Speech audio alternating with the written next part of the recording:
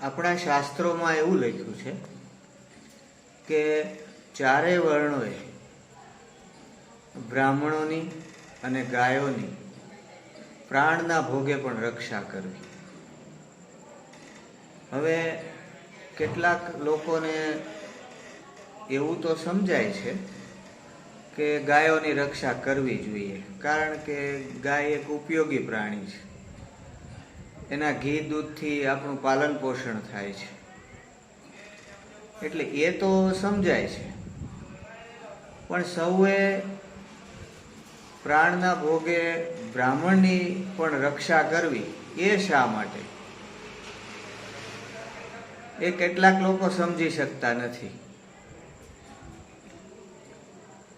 એમને એવો પ્રશ્ન થાય છે કે શું બ્રાહ્મણમાં કોઈ એવી વિશેષતાઓ છે? એ માણસ છે, બીજાય માણસ છે, બધાના લોહીનો રંગ લાલ છે, તો એનામાં શું એવી કોઈ વિશેષતા છે કે બીજા બધાએ બ્રાહ્મણની રક્ષા કરવી? એ શું કોઈ જન્મજાત અધિકાર લઈને જન્મ્યા છે કે સૌએ એમની રક્ષા કરવી જોઈએ?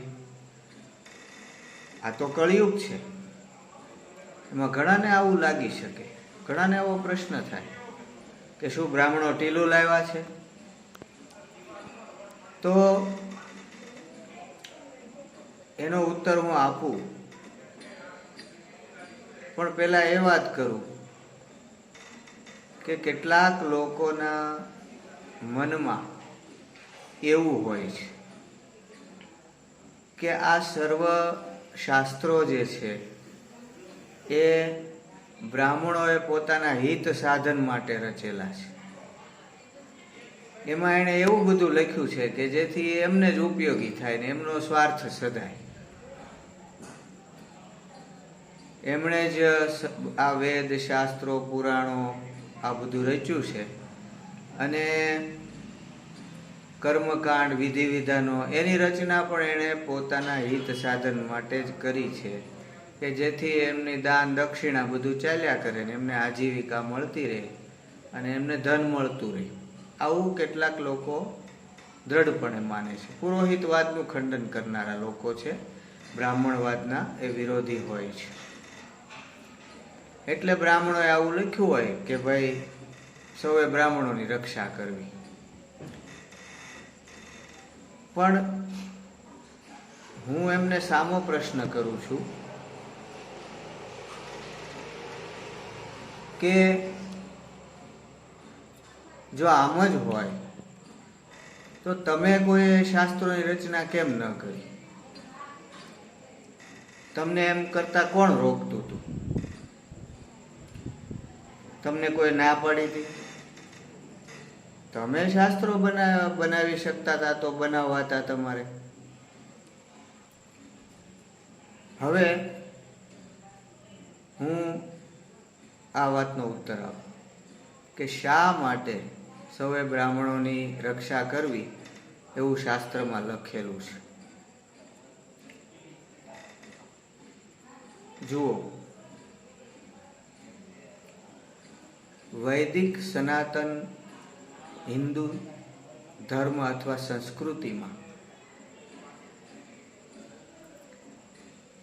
16 સંસ્કારો છે.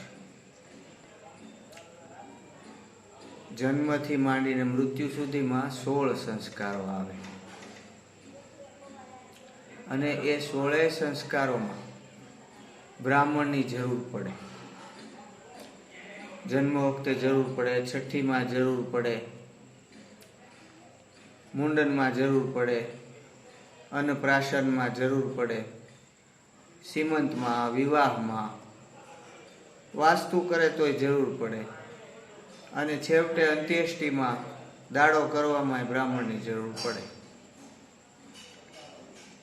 એટલે કેટલાક લોકોને એવું લાગે છે કે ડગલે ને પગલે બ્રાહ્મણોની જરૂર પડે, એટલે બ્રાહ્મણ વિના ચાલે નહીં, એટલે એમની દાન દક્ષિણા ચાલ્યા કરે અને એમનો સ્વાર્થ સદાય. એ માટે એમણે આ કર્મકાંડ અને વિધિ વિધાનોની રચના કરી છે. પણ આ 16 છે એ આર્યોના સંસ્કાર છે. આર્ય પ્રજા 16 સંસ્કારોનું પાલન કરતી હતી. એ જ આર્યોની ઓળખ હતી. હવે ધારો કે કોઈ પૂર્ણતયા બ્રાહ્મણ વિરોધી છે, એમ માને છે કે આ બધું પાખંડ છે, બ્રાહ્મણોએ ઊભો કરેલું પાખંડ છે, વિધિ વિધાન, કર્મકાંડ, સર્વશાસ્ત્રો, આ બધું બ્રાહ્મણોએ લખ્યું છે એમના સ્વાર્થ માટે છે અને આ એમની માયાજાળ છે. ધારો કે એવું કોઈ વ્યક્તિ માને છે, તો એણે શું કરવું જોઈએ? એણે એવું કરવું જોઈએ કે બ્રાહ્મણોનો બહિષ્કાર કરવો જોઈએ. કોઈ બ્રાહ્મણ એનું ઉંબરું ન ચડે એવું એણે કરવું જોઈએ. અને બીજું, એણે સર્વ શાસ્ત્રોનો અને વિધિ વિધાનોનો બહિષ્કાર કરવો જોઈએ. એના ઘરમાં રામાયણ, મહાભારત, ભાગવત આ બધું બ્રાહ્મણોએ લખેલું છે. ભાગવતજી, શ્રીમદ ભગવદ્ ગીતા, વેદ શાસ્ત્ર, ઉપનિષદ, પુરાણ કાંઈ ન હોવું જોઈએ. જો એ માનતા જ હોય પ્રમાણિકપણે કે આ બધું બ્રાહ્મણે પોતાના સ્વાર્થ માટે લખેલું છે, તો એમણે એ બધી ગ્રંથો, ચોપડીઓ કોરાણે મૂકી દેવી જોઈએ. અને ક્યારેય રામાયણ વાંચવાની નહીં, શ્રીમદ ભાગવત બેસાડવાનું નહીં, શિવ પુરાણ વંચાવવાનું નહીં, અને મૃત્યુ પામે તો એની વાહે ગરુડ પુરાણે નહીં બેસાડવાનું. બીજું કે એમણે કોઈ વિધિ વિધાન માટે જન્મથી માંડીને મૃત્યુ સુધી બ્રાહ્મણોને નહીં બોલાવવાના. નહીં વાસ્તુ કરવાનું, નહીં છઠ્ઠીમાં બોલાવવાના, નહીં સીમંતમાં બોલાવવાના. એમણે ગૃહસ્થ, બ્રહ્મચર્ય, ગૃહસ્થ, વાનપ્રસ્થ, સંન્યાસ એવો કોઈ આશ્રમ નહીં લેવાનો, કેમ કે એ પણ વૈદિક સનાતન ધર્મનો એક ભાગ છે. અને દાડામાં પણ બ્રાહ્મણને નહીં બોલાવવાનું, કોઈનું શ્રાદ્ધ નહીં કરવાનું. લગ્ન કરવા હોય તો કોર્ટમાં કરી નાખવાના. હવે જો આવું કરે કોઈ, બ્રાહ્મણોની આ પાખંડ લીલા છે એવું માનીને બ્રાહ્મણોનો, વેદ શાસ્ત્રોનો, સર્વ વિધિ કર્મકાંડનો બહિષ્કાર કરે, 16 સંસ્કારનો બહિષ્કાર કરે,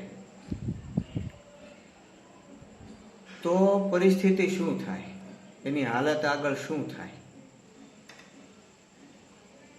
એની હાલત એ થાય કે એની ઓળખ ગુમાવી બેસે. એની જે વૈદિક સનાતની હિન્દુ ધર્મી તરીકેની ઓળખ છે એ માણસ ગુમાવી બેસે. કારણ કે તમે સનાતન વૈદિક ધર્મી છો એ પ્રૂવ કેવી રીતે થાય?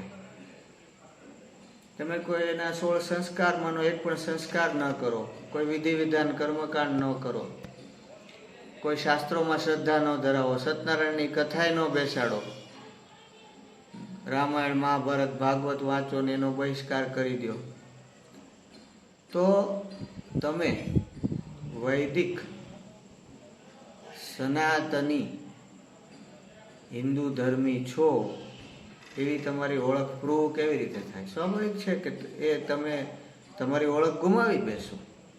આને આધારે તો તમારી ઓળખ છે.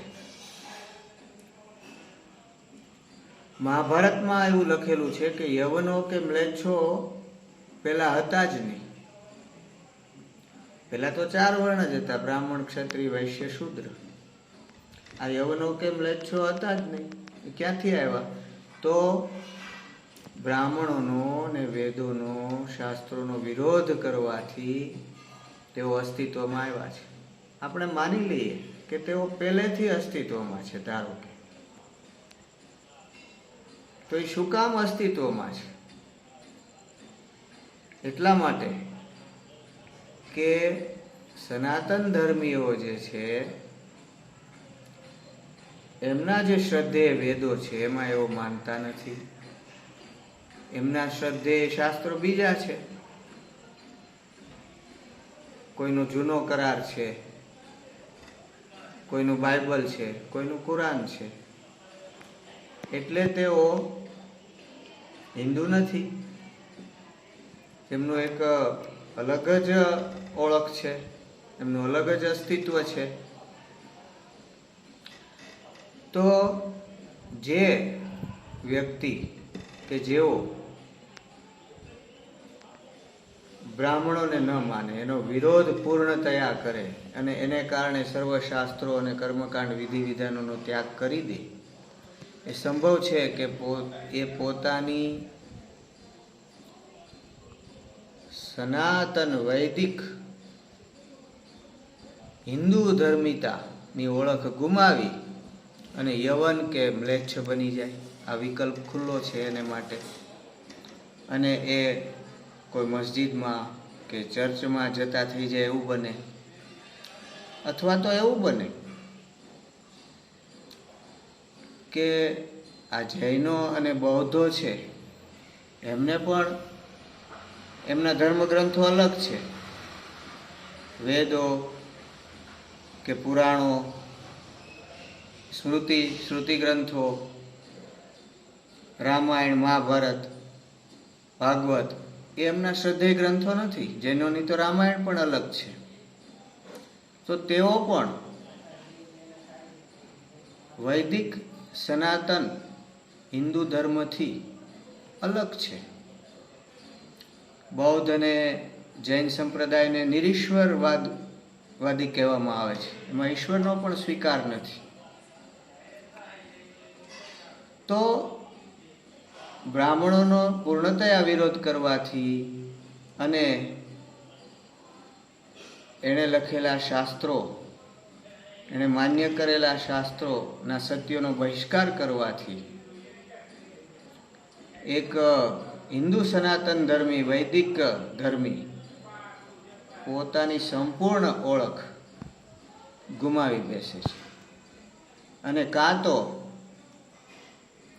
એ જૈન બની જાય, બૌદ્ધ બની જાય, અથવા તો મેં કહ્યું એમ કે યવન કે મ્લેચ્છ બની શકે, આવી શક્યતાઓ રહેલી છે. અથવા તો એ નાસ્તિક બની જાય. વેદ આધારિત જે સંપ્રદાયો છે એમાં સ્વામિનારાયણ સંપ્રદાય હોય કે પછી રામાનંદ સંપ્રદાય હોય કે વૈષ્ણવ સંપ્રદાય હોય, એ રામાનંદ એ વૈષ્ણવ સંપ્રદાય છે. શૈવ હોય કે શાક્ત હોય, આ બધા વેદોને શ્રદ્ધેય માને છે. એમના મૂળ વેદોમાં રહેલા છે. હવે જો બ્રાહ્મણો સાથે વિરોધ થાય, એના લખેલા શાસ્ત્રો, વેદો એને કોઈ માને નહીં, તો એને માટે આ કોઈ સંપ્રદાય પણ રહે નહીં. આ બધા સંપ્રદાયોના મૂળ પુરુષો બ્રાહ્મણ છે. સ્વામિનારાયણ બ્રાહ્મણ હતા, રામાનંદજી બ્રાહ્મણ હતા, નિંબિકાચાર્ય, માધવાચાર્ય, આદિ શંકરાચાર્ય, આ બધા બ્રાહ્મણો છે.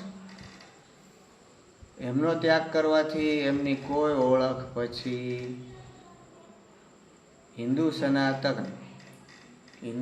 સનાતન વૈદિક ધર્મી તરીકે રહેતી નથી. આ પરિણામ આવીને ઊભું રહે. અને આ પરિણામ આવીને ઊભું ન રહે, કારણ કે એટલા માટે બ્રાહ્મણોનો આદર કરવો જોઈએ, 16 સંસ્કારો કરવા જોઈએ, અને પોતાને ઘરે અવારનવાર સત્યનારાયણની કથા કરવી કે કોઈ વૈદિક કર્મકાંડ વિધાન માટે બ્રાહ્મણોને બોલાવતા રહેવા જોઈએ. એમનો બહિષ્કાર કરવાથી પોતાની ઓળખ ગુમાવવાનો વારો આવે છે.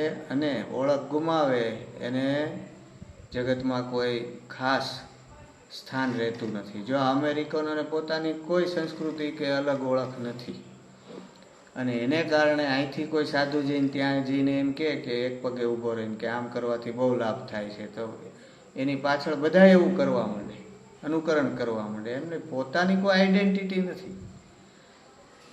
તો જો તમારે તમારી આઈડેન્ટિટી હિન્દુ વૈદિક સનાતન ધર્મી તરીકેની ગુમાવવી ન હોય,